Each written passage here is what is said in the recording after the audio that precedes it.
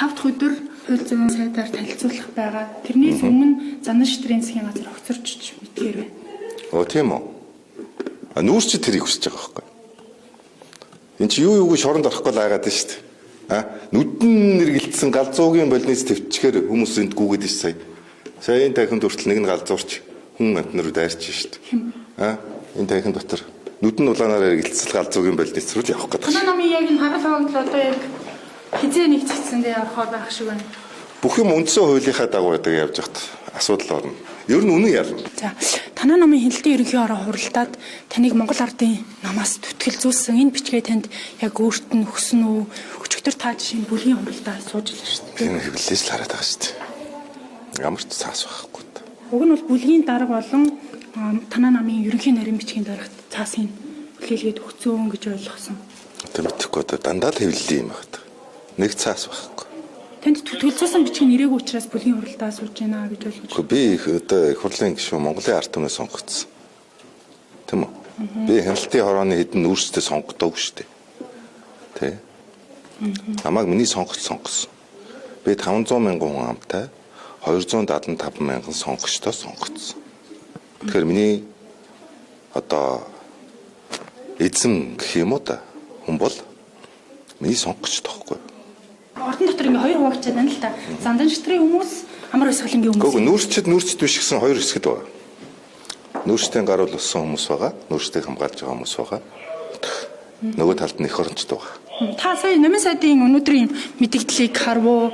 Та бол нөгөө Монгол хаан жүжигийг төрийн компаниар дамжуулаад мөнгөний гадны компани руу шилжүүлээд 7 тэрбум орчим төгрөгөөр PR-ыг хийсэн гэдэг мэдээлэл тавьсан. Харин өнөөдөр бол намын сайд үгүй. Намайг соёлын сайдаар ажиллаж байгаа хугацаанд бол ямар ч Монгол хаан жүжигчний сурталчилгаанд ямар ч мөнгө гараагүй гэдэг мэдээлэл хэлээ.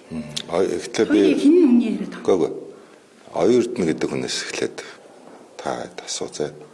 Надад хоёр хүний тайлбар сонирхолтой байгаа. Оюун эрдэнэ номин хоёр. Энийний дараа би дахиад дэлгэрэнгүй ярина. Нийцтэй шүү дээ.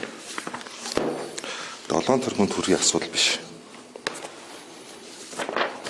За энэ Монгол улсын би энэ камерт нь харуулчих заа. Монгол улсын засгийн газрын 2021 оны 11-р сарын 10-ны өдрийн хуралдааны тэмдэглэл байна. 11-р сарын 10-ны. За энэ бол төрийн нууцын тамга, шалгын нууцын тамга дарсан байна. Энэ тамгыг Эрдэнэс оюун толгой компанид дарсан, нууцлсан гэсэн үг. За энэ нууц би бичиг задлалт одоо юу гаргаагүй гэдэг нь юу вэ нөхөр? Энэ бичгээр нотлогдно.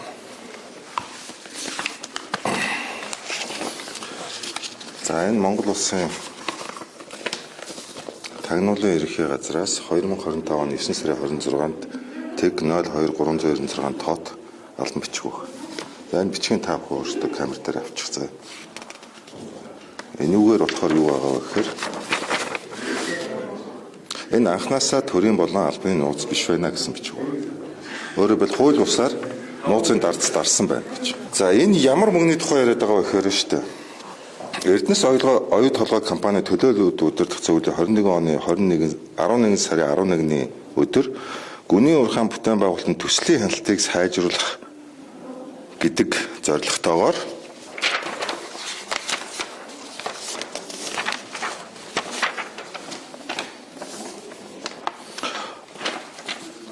$20 сая Эрдэнэс оюун толгой компанид авсан байна. 20 сая доллар. 21 оны 11 сар.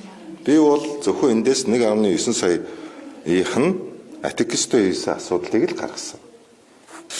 Энэ саяны засгийн газрын хуралдааны тэмдэглэл 11 сарын 10-ны өдөр байгаа. Өөрөөр хэлбэл оюун толгой компани төлөөлөл удирдах зөвлөлөөс $20 сая олгоё гэдэг шийдвэрээс өмнөх өдөр нь гэсэн үг. Өмнөх өдөр нь засгийн газар саяны мөнгийг яаж зарцуулах вэ гэдэг шийдвэр гаргасан байна. Зөрчилтэй гоц. Эхлээд мөнгөө олгож яж энэ мөнгийг яаж зарцуулах вэ гэдэг шийдвэр гаргах хэрэгтэй тийм үү? Тэгэхээр энийг одоо амаар урьдчилаад тохироод ярьсан асуудал байгааз